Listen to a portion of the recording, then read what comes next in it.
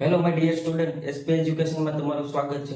આપણે ધોરણ 10 નું વિજ્ઞાન છે, ચેપ્ટર નંબર 9 એટલે કે પ્રકાશનું પરાવર્તન અને વક્રીભવનમાં અરીસાઓના અલગ અલગ વસ્તુઓ મૂકી અને આપણે જે પ્રતિબિંબ મળે છે એના જે આપણે સૂત્ર જોયું કે 1/v પ્લસ 1/u બરાબર 1/m.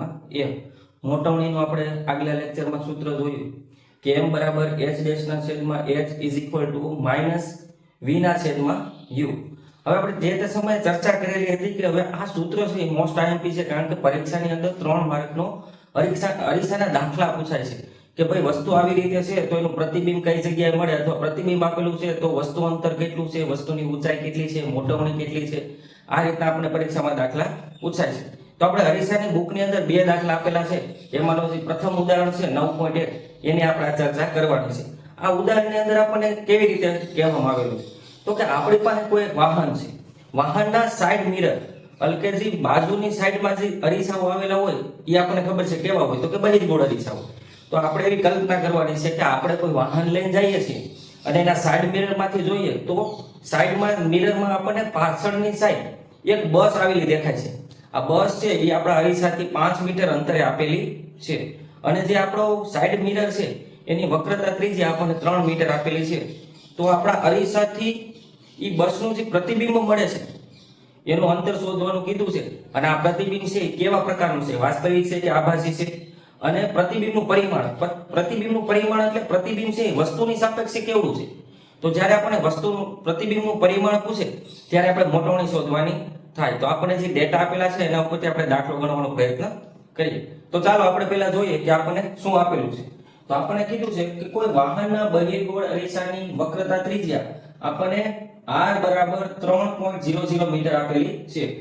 હવે એક બસ અરીસાથી 5 મીટર અંતરે આવેલી છે. જો બસ અરીસાથી જો બસ છે એ વસ્તુ છે તો એ વસ્તુ અંતર આપણને u આપેલું છે. હવે આપણે થોડી ચર્ચા કરી કે ભાઈ બહિર્ગોળ અરીસો છે તો બહિર્ગોળ અરીસો હોય કે અંતર્ગોળ અરીસો હોય, વસ્તુ અંતર હંમેશા કેવું આવે? ઋણ આવે. વક્રતા ત્રિજ્યાની વાત કરી તો વક્રતા ત્રિજ્યા છે બહિર્ગોળ અરીસો હશે તો પ્લસ આવે છે, અંતર્ગોળ અરીસો હોય તો કેવી આવે? માઈનસ આવે. એ કેવી રીતે? તો આપણે થોડીક અહીંયા ઈ ચર્ચા કરી લઈએ કે ધારો કે અંતર્ગોળ અરીસો છે તો વક્રતા ત્રિજ્યા છે આ મુખ્ય કેન્દ્ર f, વક્રતા ત્રિજ્યા r. તો એ અરીસાથી જો ધ્રુવ p થી આપણે મુખ્ય અક્ષને સમાંતર અંતર માપી તો ડાબી સાઈડ આવે. ડાબી સાઈડ અંતર આવે તો કેવું હોય? ઋણ. હવે એની જગ્યાએ આપણે ચર્ચા કરી બહિર્ગોળ અરીસાની. તો જો બહિર્ગોળ અરીસો છે એનું મુખ્ય કેન્દ્ર f અને વક્રતા ત્રિજ્યા r છે એ જમણી સાઈડ આવે. કઈ બાજુ આવે? જમણી સાઈડ. તો ધ્રુવ p છે ત્યાંથી મુખ્ય અક્ષને આપણે સમાંતર ગણી તો જમણી સાઈડનું અંતર કેવું હોય? ધન. તો આપણને હવે અડધી વસ્તુ છે એમને ખબર પડી જાય. તો હવે આપણે ચર્ચા કરી કે ભાઈ અહીંયા આપણને વસ્તુ અંતર આપેલું છે, વસ્તુ અંતર અને વક્રતા ત્રિજ્યા r. તો જો વસ્તુ અંતર આપણને આપેલું છે તો વસ્તુ અંતર અંતર્ગોળ અરીસો હોય કે બહિર્ગોળ અરીસો હોય હંમેશા કેવું હોય છે? ઋણ આવે છે. બીજું આપણે કીધું છે વક્રતા ત્રિજ્યા આપણને 3 મીટર આપેલી છે. તો વક્રતા ત્રિજ્યા બહિર્ગોળ અરીસો છે એટલે ધન, અંતર્ગોળ અરીસો તો ઋણ. તો અહીંયા આપણને કેવો અરીસો આપેલો છે? બહિર્ગોળ અરીસો. તો અહીંયા વક્રતા ત્રિજ્યા આપણને 3 મીટર આપેલી છે પણ સૂત્રની અંદર વક્રતા ત્રિજ્યાનો ક્યાંય ઉલ્લેખ છે નહીં. 1/f એટલે કે કેન્દ્ર લંબાઈ શોધવાની થાય તો આપણને એક રિલેશન આવડે છે કે ભાઈ r બરાબર 2f થાય. એ આપણે થિયરીમાં જોયું હતું કે r બરાબર 2f થાય. તો આપણે f ને કરતા બનાવી તો f ઇઝ ઇક્વલ ટુ શું થાય? r ના છેદમાં 2 અને આપણને r કેટલા આપ્યા છે? 3/2 એટલે આપણને f નું મૂલ્ય કેટલું મળે છે? 1.5. હવે આપણે સૌપ્રથમ પ્રતિબિંબ અંતર શોધીશું. તો પ્રતિબિંબ અંતર શોધવા માટે આપણે અરીસાનું સૂત્રનો ઉપયોગ કરી. તો અરીસાનું સૂત્ર શું છે તો કે 1/v પ્લસ 1/u બરાબર 1/f. હવે આપણે પ્રતિબિંબ અંતર જોઈશું. પ્રતિબિંબ અંતર જોઈશું તો આપણે u ને ઓલી બાજુ જવા દે તો therefore 1/v બરાબર 1/f માઈનસ 1/u. હાલો હવે આપણે કિંમત મૂકી. 1/v છે એને તો આપણે કરતા બનાવ્યા એની કિંમત આપણી પાસે નહીં. તો 1/v બરાબર 1/f. f કેટલો છે તો કે 1.5 માઈનસ નિશાનીના અને u બરાબર -5 છે. તો આપણે એને એવી રીતે લખી આ 1/-5 કૌંસમાં લખી. હવે તો આ માઈનસ માઈનસ કેવા થઈ જાય? પ્લસ થઈ જાય. તો આપણે અહીં જોઈએ કે આપણે 1/v એટલે કે therefore 1/v બરાબર અહીંયા જોયું 1/1.5 1/1 ના છેદમાં 1.5 માઇનસ માઇનસ પ્લસ અને 1 ના છેદમાં આ કેટલા છે 5 તો 1 ના છેદમાં 5 આપણે લસા લઈ 1.5 અને 5 તો જો એ બેનો લસા કેટલો આવે છે તો કે 15 એ 5 75 એટલે 7.5 તો આપણે એનો લસા લઈ 7.5 તો જો અહીં આપણે 1 ને 5 ને ગુણવા પડશે એટલે 1 ગુણ્યા 5 એટલે 5 1.5 ગુણ્યા 1 એટલે 1.5 અને છેદમાં 15 5 કેટલા થાય 75 એટલે 7.5 તો આ જવાબ કેટલો આવે 7.5 હવે આપણે 1 ના છેદમાં v નહીં પણ આપણે v ની કિંમત જોઈએ છે જો આનો આપણે સરવાળો કરી તો આ કેટલો જવાબ આવે તો કે 6.5 ના છેદમાં 7.5 તો હવે આપણે ઉલટાવી નાખીએ 1 ના છેદમાં v છે એની બદલે આપણે શું કરી નાખીએ v તો અંશ છેદમાં છે અંશમાં આવી જાય અંશમાં છે છેદમાં આવી જાય તો 7.5 ના છેદમાં 6.5 હવે આપણે 7.5 ના છેદમાં 6.5 નો આપણે ભાગાકાર કરી તો આપણને v બરાબર મળે 1.15 મીટર તો આપણને પ્રતિબિંબ કેટલા અંતરે મળે છે તો કે 1.15 મીટરે મળે છે તો હાલો આપણે પ્રતિબિંબનું સ્થાન એક પ્રશ્નનો જવાબ મળી ગયો પ્રતિબિંબનું સ્થાન ક્યાં છે તો કે સ્થાન છે 1.15 મીટર હવે આપણને પૂછ્યું છે પ્રતિબિંબ છે તેનું પરિમાણ પરિમાણ એટલે કે વસ્તુની સાપેક્ષે પ્રતિબિંબ કેવું છે તો એના માટે મોટવણીનો ઉપયોગ કરશું તો મોટવણીનું સૂત્ર શું છે તો મોટવણી m બરાબર h ડેશ ના છેદમાં h બરાબર માઈનસ v ના છેદમાં u હવે જો આનો અંતનો આપણે ઉપયોગ કરીએ છીએ પણ આ આપણને પ્રતિબિંબ ઊંચાઈ કે વસ્તુ ઊંચાઈની કોઈ માહિતી છે નહીં પણ આપણે પાસે વસ્તુ અંતર અને પ્રતિબિંબ અંતર છે તો આપણે આનો ઉપયોગ છે દાખલો ગણી શકીએ તો જો ઇઝ ઇક્વલ ટુ માઈનસ ના માઈનસ v v આપણને કેટલા મળે છે તો કે વસ્તુ છે બરોબર છે એ આપણને કેટલું મળે છે 1.15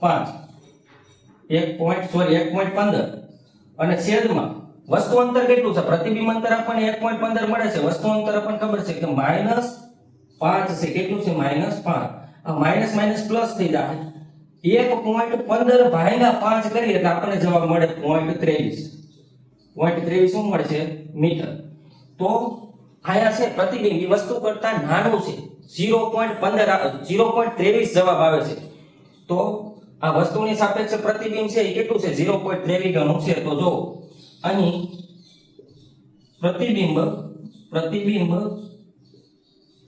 વસ્તુની સાપેક્ષે કેટલું છે તો 0.23 ગણું છે તો આપણને બીજો જવાબ મળી જાય છે કે ભાઈ પરિમાણ કેટલું છે તો કે વસ્તુની સાપેક્ષે પ્રતિબિંબ છે એ 0.23 ગણું છે હવે આપણને પૂછે છે કે પ્રતિબિંબનો પ્રકાર હવે પ્રકાર છે ઈ તો આપણે એમ નમે જવાબ આપીએ કે બધી ગોળ અરીસો છે તો પ્રતિબિંબ કેવું હોય તો કે આભાસી હોય કે વાસ્તવિક હોય આભાસી હોય તો પ્રતિબિંબ કેવું હોય આભાસી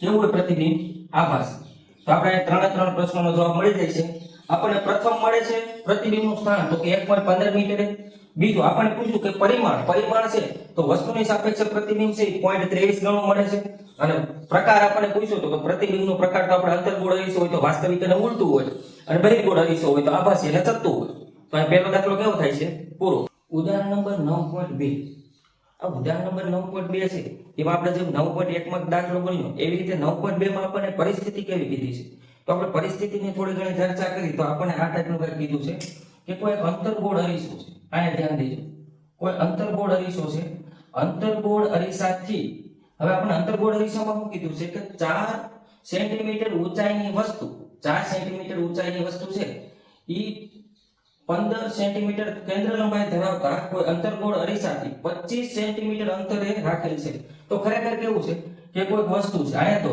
કોઈ વસ્તુ છે એની હાઈટ કેટલી છે તો કે 4 સેન્ટીમીટર છે કેટલી 4 સેન્ટીમીટર અને અરીસો છે એના ધ્રુવથી કેટલી દૂર રાખેલું છે તો કે 25 સેન્ટીમીટર દૂર રાખેલું છે આવી રીતે આપણે માહિતી આપેલી છે કે કોઈ વસ્તુ છે એને 4 સેન્ટીમીટર ની હાઈટ વાળી એટલે ઊંચાઈ વાળી વસ્તુને ધ્રુવથી 25 સેન્ટીમીટર અંતરે રાખેલી છે અને અરીસો છે એની કેન્દ્ર લંબાઈ f બરાબર આપણને કેટલા આપી દીધા છે તો કે 15 સેન્ટીમીટર આપેલા છે તો કે f બરાબર આપણને કેટલા આપ્યા 15 સેન્ટીમીટર આપી દીધા છે તો હવે આપણે એવું કહે છે કે આની અંદર આ અરીસામાં આપણે પડદો ક્યાં નાખશું પડદો એવી જગ્યાએ ગોઠવો કે જેથી પ્રતિબિંબ છે એની ઉપર પડે તો આપણને ખબર છે અંતર્ગોળ અરીસો હોય તો અંતર્ગોળ અરીસાની અંદર કેવું હોય તો કે પ્રતિબિંબ છે એ વાસ્તવિક અને ઉલટું પડે તો આપણે પડદો નીચેની સાઈડ આપણે કંઈક અમુક અંતરે ધ્રુવથી અમુક અંતરે રાખવો પડે કે જેથી આપણને પ્રતિબિંબ ત્યાં વ્યવસ્થિત સ્પષ્ટ મળે, એટલે કે પ્રતિબિંબ અંતર.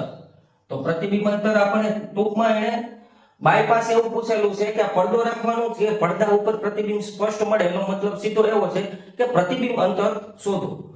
અને બીજું આપણે શું કીધું છે, પ્રતિબિંબનો પ્રકાર અને ઊંચાઈ શોધો. તો હવે જોઈએ આપણે પેલું તો આપણે પડદો રાખવાની વાત કરી એનો મતલબ એવો છે કે આપણને પ્રતિબિંબ અંતર પૂછ્યું છે. બીજું કીધું પ્રતિબિંબ છે એની ઊંચાઈ શોધો, એટલે કે h ડેશ શોધો. અને પ્રતિબિંબનો પ્રકાર, તો પ્રતિબિંબનો પ્રકાર આપણને અગાઉ ખબર છે કે અંતર્ગોળ રેશિયો હોય તો પ્રતિબિંબ કેવું મળે, વાસ્તવિક અને ઉલટું મળે. તો આપણે આનાથી ચર્ચા કરવાની છે. તો હવે આપણે ધીમે ધીમે શરૂઆત કરીએ. આપણને ડેટા કેટલા આપેલા છે, તો કે અહીંયા આપણને વસ્તુની ઊંચાઈ આપેલી છે. વસ્તુની ઊંચાઈ એટલે કે h. તો જોઈએ આપણે વસ્તુ ઊંચાઈ h બરાબર આપણને કેટલા આપ્યા, 4 સેન્ટીમીટર. હવે જો વસ્તુ ઊંચાઈ છે એ મુખ્ય અક્ષની ઉપર વસ્તુ હોય હંમેશા. વસ્તુ ઊંચાઈ કેવી છે, ધન. બીજું આપણને કીધું છે 15 સેન્ટીમીટર કેન્દ્ર લંબાઈ. તો આ f છે, f આપણને અંતર્ગોળ અરીસાનું f સીધું મૂલ્ય આપેલું છે. તો એ કેવું હોય છે, 15 સેન્ટીમીટર, પણ કેવા માઈનસ, કારણ કે અંતર્ગોળ અરીસો હોય તો કેન્દ્ર લંબાઈ એની આ બાજુ આવે ડાબી સાઈડ, એટલે કેન્દ્ર લંબાઈ કેવી આવે, ઋણ. બીજી માહિતી શું આપેલી છે કે વસ્તુ છે એ અરીસાથી 25 સેન્ટીમીટર અંતરે આવેલી છે. તો શું આપેલું છે આપણને u એટલે કે વસ્તુ અંતર. અને વસ્તુ અંતર છે અંતર્ગોળ અરીસામાં ડાબી સાઈડ હોય એટલે વસ્તુ અંતર કેવું આવે, ઋણ આવે. તો એ કેટલા આપ્યા છે આપણને, 25 સેન્ટીમીટર. હાલો હવે આપણે પહેલા v શોધીને પછી h ડેશ. તો હવે આપણે ધીમે ધીમે દાખલાની શરૂઆત કરી. તો સૂત્રનો ઉપયોગ કરી. સૂત્ર આપણી પાસે શું છે કે સૂત્ર 1/v પ્લસ 1/u બરાબર 1/f. 1/v છે તો એને આપણે કરતા બનાવી તો શું થાય, તો કે 1/v બરાબર 1/f માઈનસ 1/u. હવે આપણે કિંમત મૂકી. 1/v છે એને કરતા બનાવી 1/v એમનેમ બરાબર 1/f. 1/f f નું મૂલ્ય કેટલું છે આપણી પાસે, -15.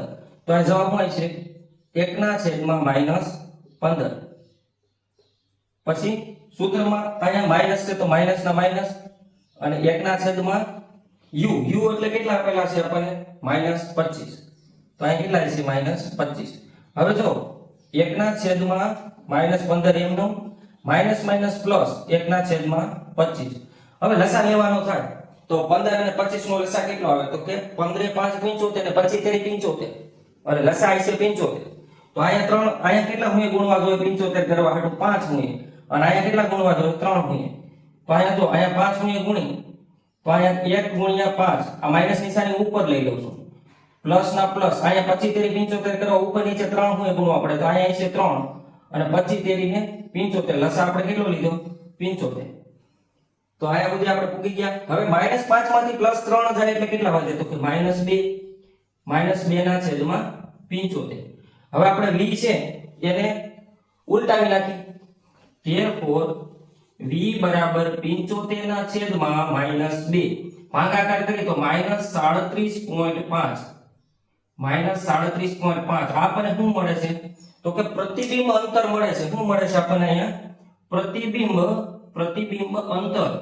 જે આપણને કીધું હતું કે ભાઈ પડદાને કઈ જગ્યાએ રાખી, કે જેથી પ્રતિબિંબ છે એ સ્પષ્ટ મળે. તો પડદાને 37.5 મીટર અંતરે, સોરી સેન્ટીમીટર આપેલું છે, 37.5 સેન્ટીમીટર આપણે એને રાખવો પડે. તો જે આ અંતર હતું v બરાબર એ આપણને કેટલું મળે છે, 37.5 સેન્ટીમીટર. તો કે પડદાને આપણે 37.5 સેન્ટીમીટર રાખી તો પ્રતિબિંબ છે આપણને કેવું મળે, સ્પષ્ટ મળે. તો અહીં આપણને પ્રતિબિંબ અંતર મળી ગયું છે. હવે આપણને કીધું છે પ્રતિબિંબ ઊંચાઈ. તો આપણને પ્રતિબિંબ ઊંચાઈ માટે મોટવણીનું સૂત્ર આવડે છે, m બરાબર h ડેશ ના છેદમાં h બરાબર -v ના છેદમાં u. હવે જો આ સૂત્રની અંદર છે આપણને વસ્તુની ઊંચાઈ આપેલી છે, પ્રતિબિંબ અંતર ખબર છે, વસ્તુ અંતર ખબર છે, h ડેશ શોધવાના છે. તો h ડેશ ને આપણે કરતા બનાવી.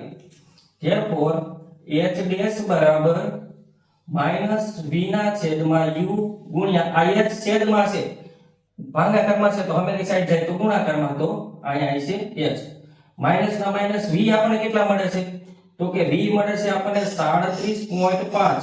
v કેટલા મળે, 37.5. h એટલે કે પ્રતિબિંબ, સોરી વસ્તુ ઊંચાઈ. તો આપણને અગાઉ જ આપેલી છે, કેટલી છે, 4 ના છેદમાં u એટલે વસ્તુ અંતર. u કેટલા છે આપણી પાસે, -0.25. કેટલા છે, -25 સેન્ટીમીટર છે. કેટલા છે?